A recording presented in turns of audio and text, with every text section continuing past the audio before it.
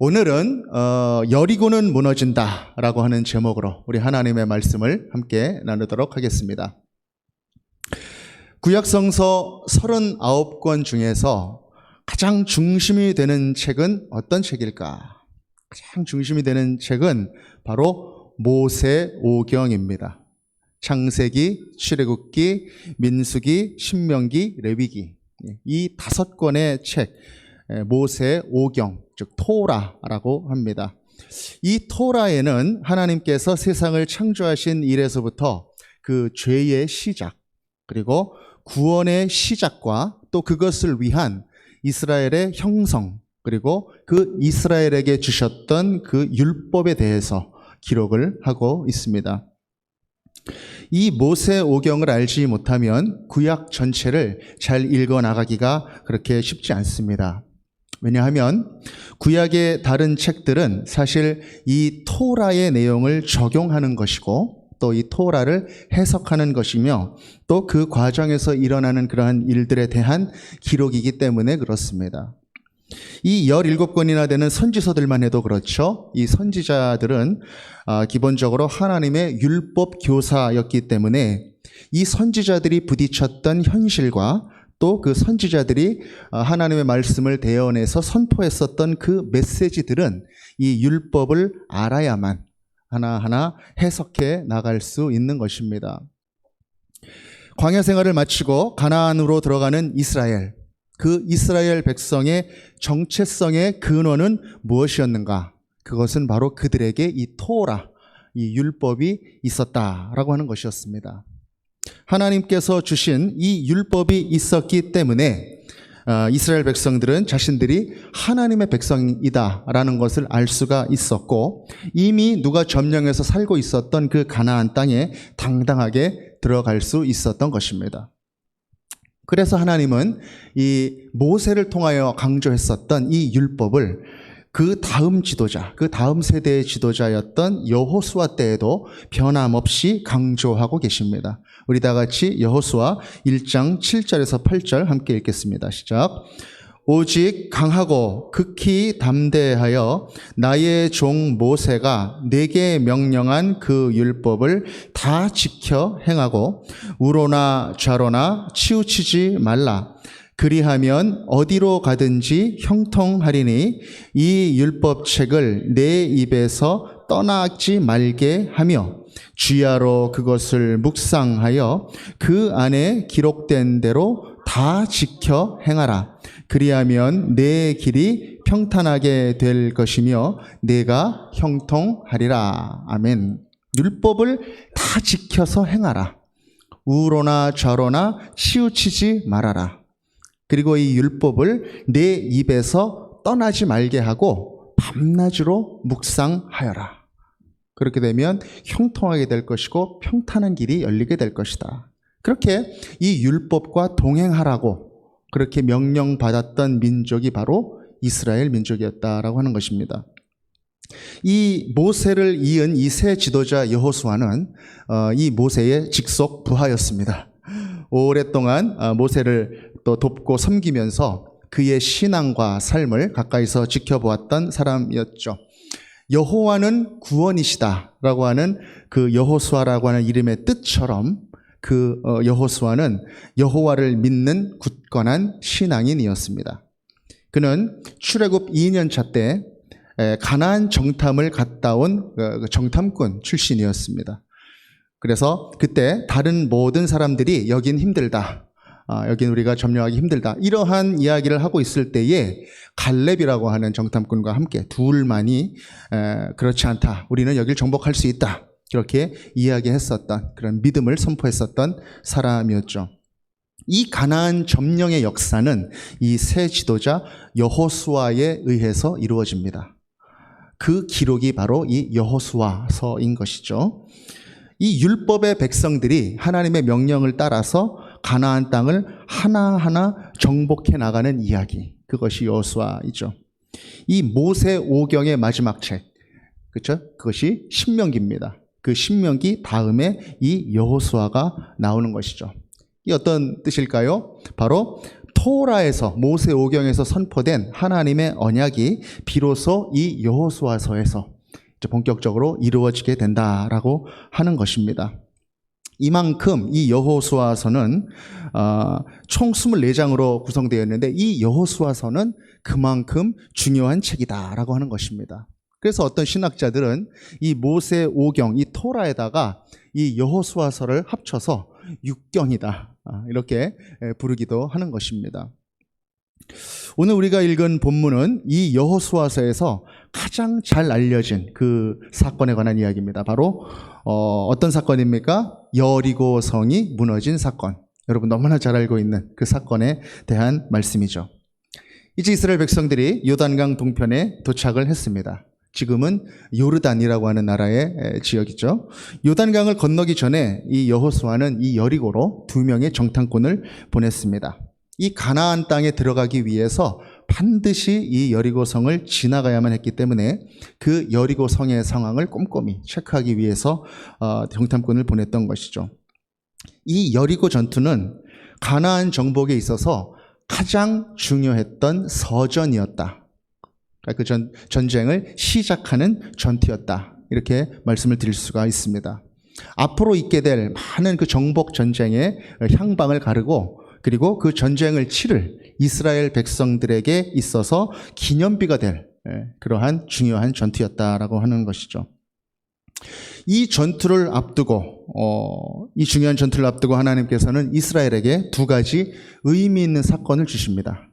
그 첫 번째 사건이 뭐냐면 이 백성들이 요단강을 건너간 사건, 그리고 또 하나는 할례를 받은 사건입니다. 요단강을 건너간 사건과 할례를 받은 사건. 이 첫 번째 사건, 이스라엘 백성들이 요단강을 건너가는데 어떤 일이 있었습니까? 강물이 둘로 갈라지는 그러한 일이 있었습니다. 마치 40년 전에 출애굽 때에 홍해물이 둘로 갈라졌던 것처럼 언약궤를 맨 제사장들이 그 요단강에 발을 딛자마자 요단물이 멈춰지고 강에 길이 만들어졌다는 것입니다. 여호수아 3장에 기록이 되어 있죠. 무슨 뜻입니까? 홍해물을 가르신 하나님의 권능에 대한 일들을 들어서만 알고 있었던 그 세대들에게 이렇게 하나님께서 직접 체험을 시켜주셨다라고 하는 것이죠. 하나님께서 이럴 때 가만히 묵상하면 참 치밀하시고 센스가 있으신 분이다. 그런 생각을 또 해보게 됩니다. 그 백성들의 전통과 기억 속에서조차 일하시는 그 하나님의 모습을 우리가 볼 수 있는 것이죠. 홍해에서 보여주셨던 그 큰 기적을 이 후손들에게 재교육시켜 주신 것입니다.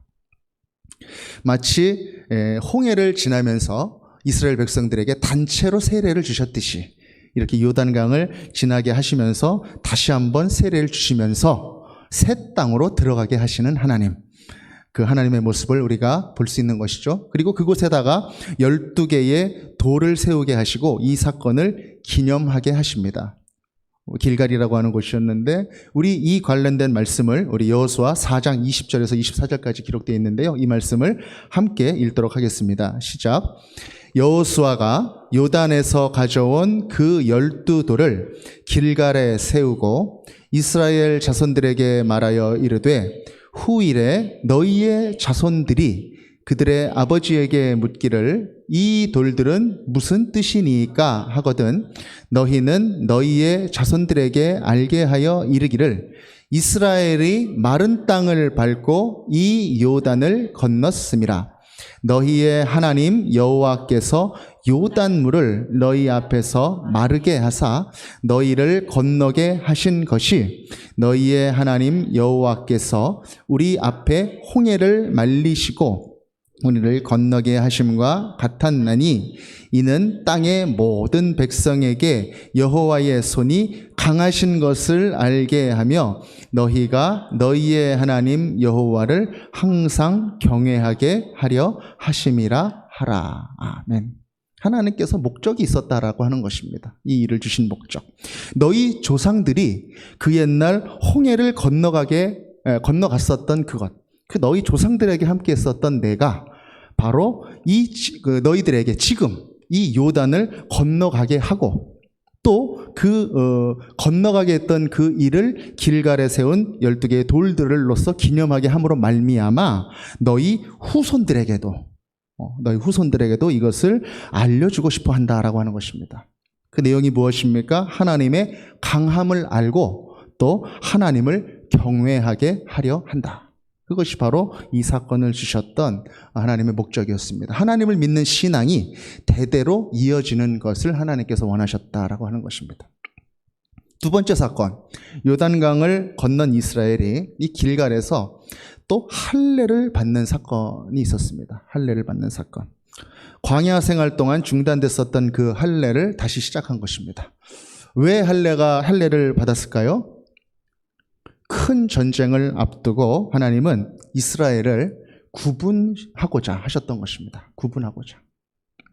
그 구분의 증표를 지금 몸에 받은 것입니다. 여호수아 5장 4절에서 5절까지 또 함께 읽겠습니다. 시작.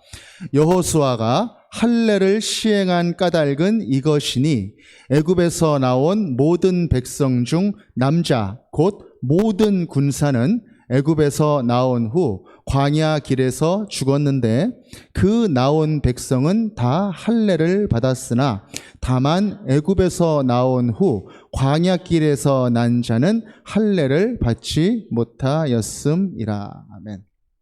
애굽에서 나올 때 거기서 살던 사람들이 나올 때는 전부 다 할례를 받았는데 그때는 이집트와 애굽 사람들과 이스라엘을 구분하시기 위해서 그렇게 할례를 주셨던 것이죠.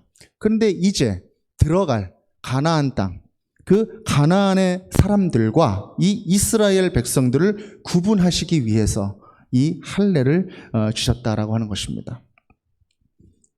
전쟁 2세대들은 길에서 태어났기 때문에 할례를 받지 않았으므로 들어가기 전에 구분을 시켜서 들여보내시겠다라고 하는 것이죠. 그 뜻은 무엇일까? 이 가나안에서 이제 해야 되는 이 전쟁이 하나님을 알지 못하고 일어난 가나안의 그 타락했던 문화와 하나님을 아는 그 거룩함, 그 둘 사이의 싸움이다라고 하는 것, 그것을 분명하게 이야기하시기 위하여 이렇게 하나님께서는 할례로, 세례로 이 이스라엘 백성들을 무장시키셨던 것입니다. 그래서 하나님은요, 여호수아 5장 13절 이후에 보면 군대 장관의 모습으로 또 이스라엘 백성들에게 나타나셔서 말씀하시죠. 뭐라고 말씀하십니까? 내 발에서 신을 벗으라. 내가 선 곳은 거룩하니라. 이렇게 말씀하십니다. 어디서 많이 들어본 말씀 아닙니까? 그렇죠? 출애굽기에서 나온 그 말씀이죠. 모세를 만났을 때 그 떨기나무 앞에서 하나님께서 모세에게 하셨던 그 말씀이죠. 이렇게 하나님께서는 가나안 땅으로 들어가는 그 새로운 세대들에게 하나님께서 출애굽 세대들에게 보여줬었던 그 증표들을 다시 한번 그렇게 보여주시면서 그들의 정체성에 대해서 다시 한번 무장시키신 것입니다. 상기시키신 것이죠. 너희들은 목적이 있어서 애굽으로부터 나온 사람들이다. 너희들은 나의 거룩한 백성들이다. 이제 내가 너희들과 함께 한다. 그렇게 지금 하나님께서는 첫 번째 전투를 앞두고 있는 이스라엘 백성들에게 이야기하고 계시는 것입니다. 드디어 이스라엘 백성들에게 여리고 성이 나타났습니다. 이 여리고 성은 여러분 어떤 성이었습니까? 한마디로 이 성은 난공불락의 요새였다. 이렇게 말씀을 드릴 수가 있습니다. 성서 고고학을 하시는 분들에 의하면 이 여리고성은 이중벽으로 구성되어 있었다고 합니다. 전체 성의 길이가 34km에 달했고요. 그 성 내부는 대략 10,000평 정도 되는 그런 크기였습니다. 성의 외벽은 2m 정도 두께가 되는 그 벽으로 되어 있었고요. 그 안쪽에 그 내벽은 4m 정도 되는 그런 두께, 그리고 높이는 한 10m 정도 되는 그런 벽으로 되어 있었는데 이 내벽과 그 외벽 사이에는 경사가 한 30도 정도 이르는 아주 가파른 그런 언덕으로 되어 있었습니다. 지금 보시는 이 그림은 캐넌이라고 하는 고고학자가 발굴하여 밝혀낸 그 여리고성의 구조입니다. 그리고 그 다음 그림은 그 당시에 그 구조를 밑바탕으로 당시의 상황을 재구성한 그런 그림이죠. 여리고성. 딱 말로만 들어봐도 참 공격하기 어렵고, 그렇죠? 함락시키기 쉽지 않은 그런 성이구나라는 생각을 하게 됩니다. 이렇게 단단한 성, 점령하기가 어려운 그 여리고성이 지금 이스라엘 앞에 나타난 것입니다. 여러분, 지금 이 이스라엘 백성들은 지금 살던 곳을 떠나서 40년 동안 광야에서 방황하고 있습니다. 모세가 받았던 그 언약을 따라서 이 40년 동안 광야에서 그 유랑 생활을 했고, 이제 가나안에 도착을 했습니다. 그리고 요단강도 건넜습니다. 그리고 할례도 받았습니다. 그리고 하나님께서 사명도 주셨습니다. 약속의 땅 가나안, 젖과 꿀이 흐르는 가나안. 이제 분양받은 아파트에, 잘 정돈된 그 아파트에 탁 따고 들어갔으면 좋겠는데, 그런 일이 있으면 좋겠는데 현실은 암담합니다. 여리고가 나타난 것입니다. 여리고. 분명히 하나님께서 가나안 땅을 주시겠다고 약속도 하셨는데 더 이상 전진할 수 없는 그 눈앞에 큰 벽이 나타난 것입니다. 여리고, 불가능한 상대입니다. 이룰 수 없는 꿈입니다. 절대 넘어갈 수 없는 장애물입니다.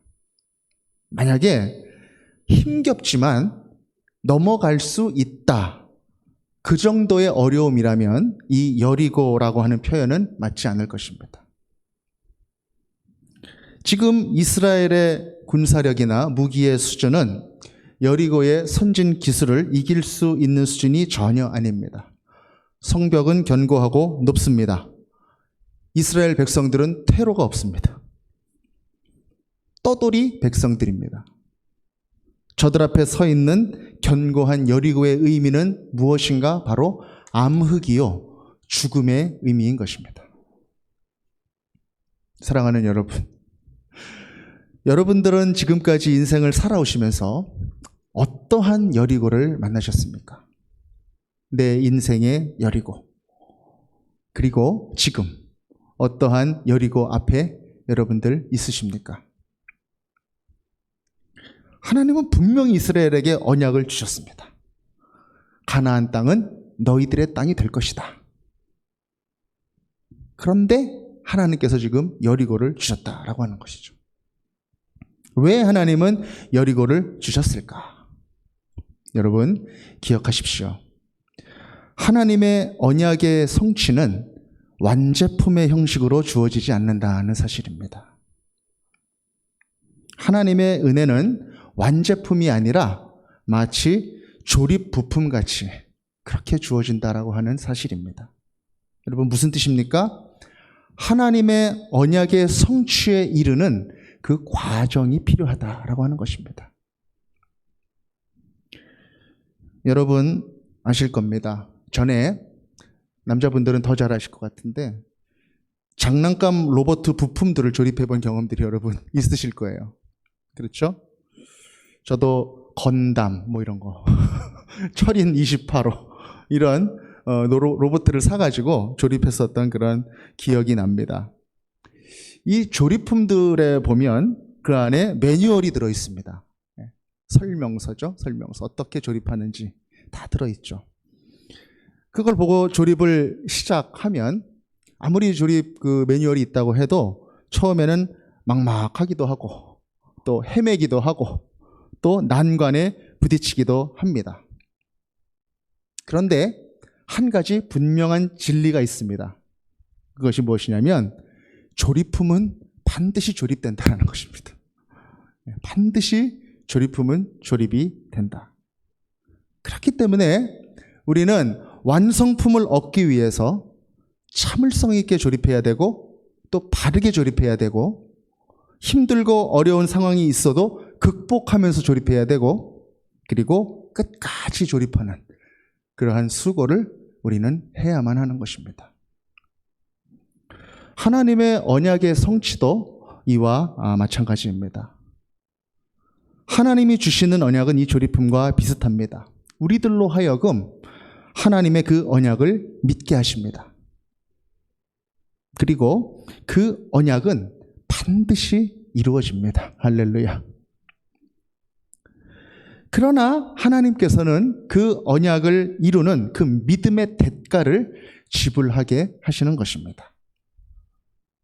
그래서 그 과정을 통하여서 더욱더 하나님을 의지하게 하시고 하나님께 매달리게 하시고 하나님을 찾고 그 앞에 엎드리게 하시는 것입니다. 그것이 바로 이스라엘에게 여리고를 주시는 이유, 바로 우리에게 여리고를 주시는 의미인 것입니다.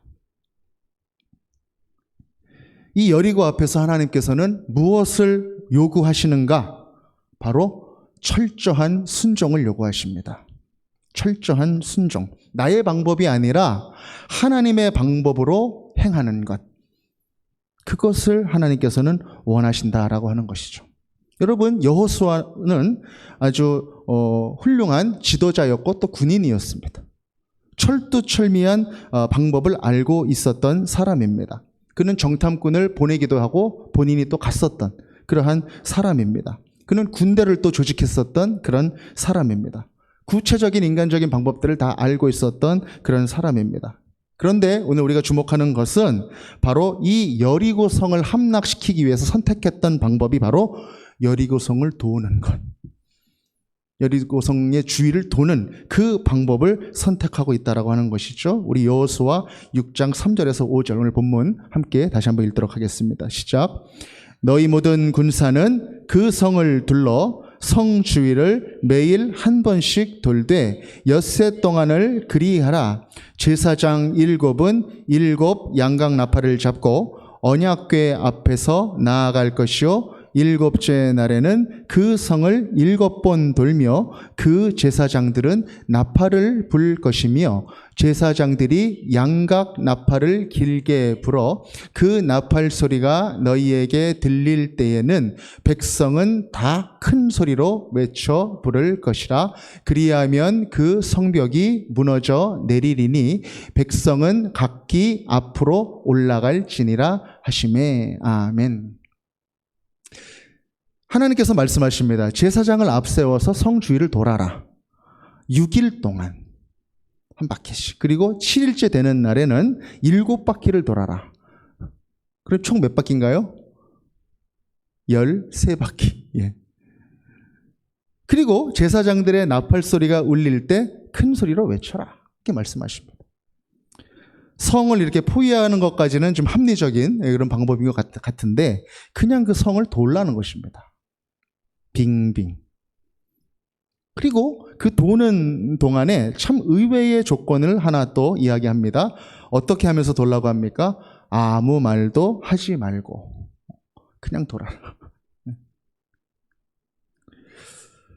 다 같이 여호수아 6장 10절 같이 한번 읽도록 하겠습니다. 시작. 여호수아가 백성에게 명령하여 이르되 너희는 외치지 말며 너희 음성을 들리게 하지 말며 너희 입에서 아무 말도 내지 말라. 그리하다가 내가 너희에게 명령하여 외치라 하는 날에 외칠지니라 하고. 아멘. 여러분 한번 상상해 보십시오. 수십만 되는 굉장히 많은 이스라엘 백성들이 성 주위를 도는데 아무 말도 하지 말아라. 이렇게 말씀하십니다. 여러분 이게 가능한 일일까요? 제가 가만히 묵상해 보니까 여리고가 무너지는 것보다 더 힘든 일이 이 침묵을 지키는 이 일이었을 것 같습니다.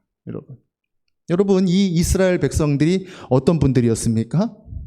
광야에서 조금만 힘들고 조금만 어려운 일이 있어도 아우 나 괜히 나왔어.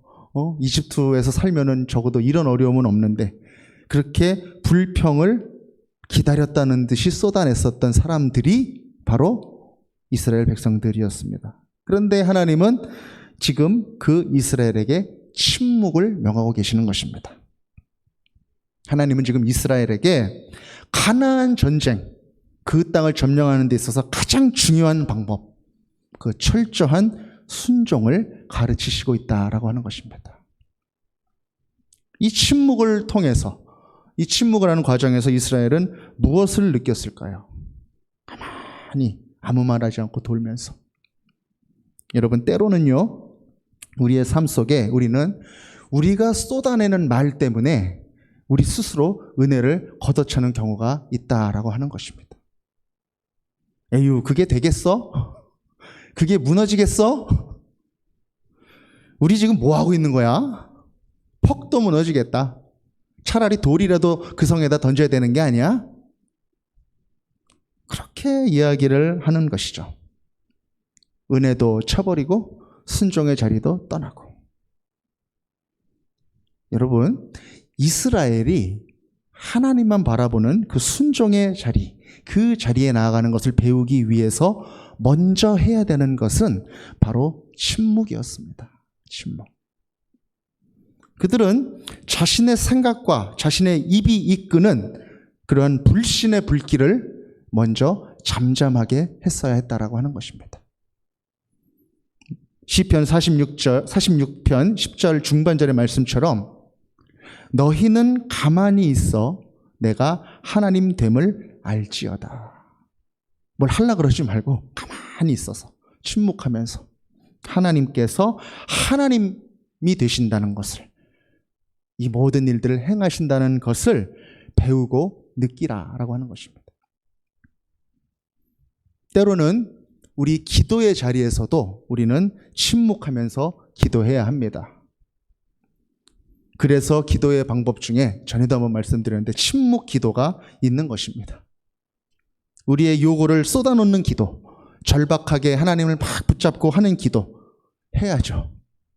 해야 합니다. 그러나 우리는 때로 하나님 앞에서 침묵해야 하는 것입니다. 침묵하며 기도해야 하는 것입니다. 왜 그럴까요? 하나님의 음성을 들어야 하기 때문에 그렇습니다. 우리는요, 듣는 훈련이 되어 있지 않을 때가 참 많습니다. 하나님의 음성을 듣는 것, 그것은 언제 가능합니까? 바로 우리들이 침묵할 때 그것이 가능하다라고 하는 것입니다. 저드슨 코언월이라고 하는 목사님의 책 찬양이라고 하는 책에 이런 이야기가 나옵니다. 한 초보 경비행기 조종사가 이 관제탑하고 교신을 하고 있었대요. 비행기가 날아가는데 초보 비행사가 메이데이 메이데이 응답하라 응답하라 그러면서 관제탑과 교신을 막 하고 있었습니다. 그런데 이 조종사는 관제탑에서 하는 응답을 들을 수가 없었습니다. 응답이 나오지 않는 것입니다. 그래서 비행하면서도 이게 어찌된 일이지? 이상하다. 그러면서 겨우겨우 착륙을 해서 나중에 그 이유를 알아보니까 자기가 들었던 그 무전기, 그 송신 무전기에 그 송신 버튼, 그 말을 할 때 누르고 이야기를 하잖아요. 이거를 계속 누르고 있었다라고 하는 것입니다. 메이데이 메이데이 그러면서 들을 때는 이걸 놔야 되는데 계속 말만 하고 있었다라고 하는 것이죠. 그러니까 이 관제탑에서는 계속 이 비행사에게 계속 답을 보내고 있었지만 이 비행사는 들을 수가 없었던 것입니다. 먼저 자신의 말을 멈추고 들을 준비를 하며 송신 버튼을 놓았어야 한다라고 하는 것입니다. 말을 멈추는 것이죠. 그리고 듣는 준비가 되어 있어야 한다라고 하는 것입니다. 하나님의 음성을 듣는 것은 온전한 순종을 위해서 매우 필요합니다. 내가 원하는 것, 내가 판단하는 것, 그것만 순종하는 것은 순종이 아닙니다. 내가 이해되는 것만 순종하는 것도 순종이 아닙니다. 그것은 나 중심의 선택일 뿐입니다. 순종하고 따르다가 도대체 하나님이 이해가 되지 않는다. 나는 이걸 도대체 할 수 없다. 하면서 순종하지 않는 것, 잘 순종하다가 그것은 부분적인 순종이 아니라 배신입니다. 하나님이 원하시는 순종은 철저한 순종. 바로 그것이었습니다.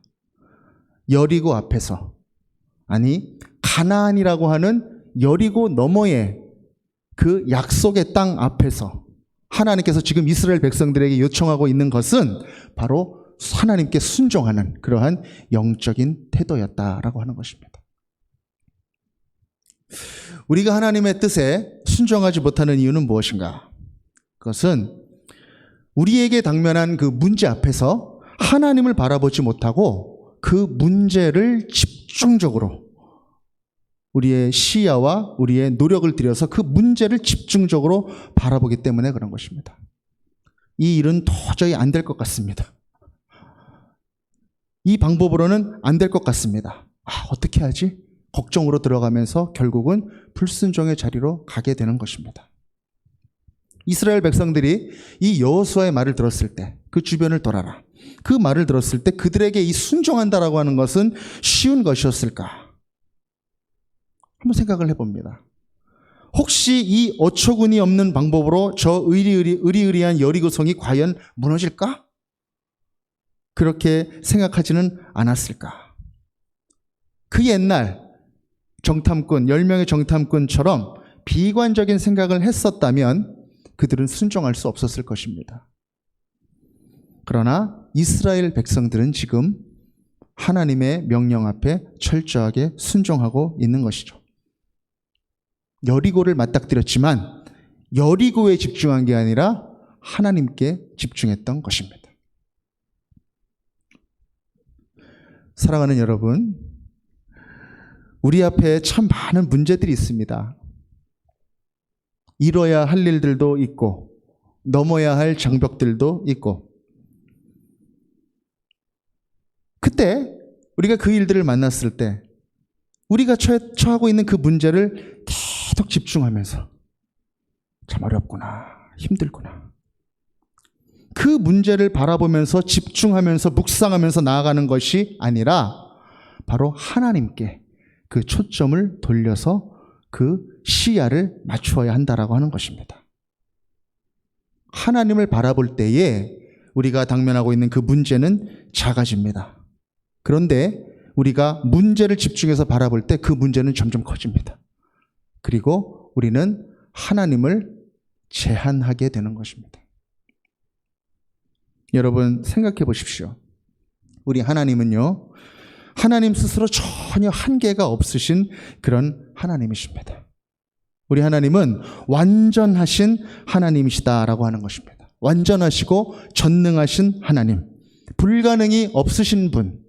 그러나 우리의 연약한 믿음이 그 하나님을 제한하고 있을 뿐이다 라고 하는 것입니다. 우리 앞에 문제가 거대하더라도 완전하신 하나님을 우리는 기억해야 하는 것입니다. 완전하신 하나님. 아무리 문제가 거대하다고 하더라도 완전함 앞에는 아무것도 아니겠죠. 인간이 생각하는 그 힘든 일, 그 기적은 하나님 앞에서는 아무것도 아닌 것입니다. 이것이 성경이 우리에게 주는 분명한 메시지고, 우리가 살아가고 있는 이 시대에 우리 하나님께서 우리에게 주시는 분명한 말씀인 것입니다. 완전하신 하나님, 하나님의 그 완전하심. 여러분, 저는 어제도 한강에서 46km 자전거를 타고 또 걷고 그러면서 하늘을 바라보고 강을 바라보고 산들을 바라보고 그 하나님께서 창조하신 그 천지 만물들을 바라보면서 와, 이게 어떻게 생겼지? 그런 생각을 할 때마다 와, 우리 하나님께서는 참 완전하신 하나님이시다, 그런 생각을 하게 됩니다. 또 우리 인간 얼마나 복잡합니까? 다 성격도 다르고 다 그 취향도 다르고, 또 음악하시는 분들, 미술하시는 분들, 또 굉장히 예민한 어떤 그러한 예술적인 감수성이 있는 그런 모든 분들, 우리 하나님은 그 모든 분들의 하나님이 되신다는 것입니다.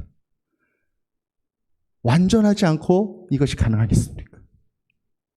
하나님을 고백하게 하시고 그들의 예수를 혼내 하나님께서 역사하시는 그 하나님, 이 완전하신 하나님, 바로 그 하나님이 우리 하나님이시다라는 것입니다.